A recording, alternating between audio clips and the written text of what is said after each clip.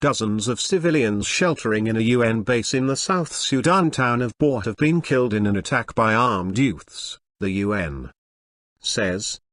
Toby Lanza, the UN's top aid official in South Sudan, told the BBC that the youths broke through the gates and opened fire.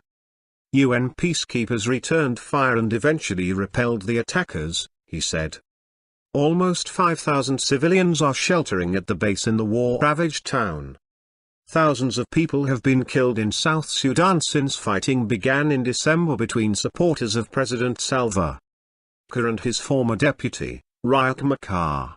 More than 1 million people have been displaced in the conflict.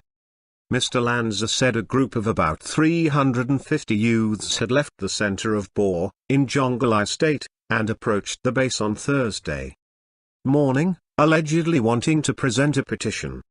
They managed to force the gate open. They came in and started shooting indiscriminately, he told the BBC. It is the bravery of the peacekeepers that managed to repel the attack. Unfortunately, we have had significant loss of life. I can't confirm the number, but I can tell you it runs into the dozens. Base reinforced. Mr. Lanza, the UN Assistant Secretary General in South Sudan, said the youths were dressed in civilian clothing and it was not clear who they were.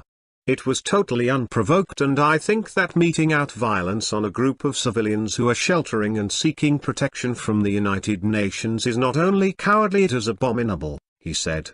Mr. Lanza added that the UN had stepped up security following the attack. We have further reinforced our base and we will send very clear signals to anybody who wishes to approach us with any intent of wrongdoing, he said.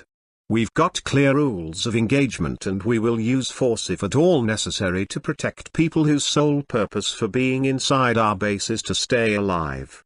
South Sudan seceded from Sudan in 2011 after a long and bloody conflict to become the world's newest state.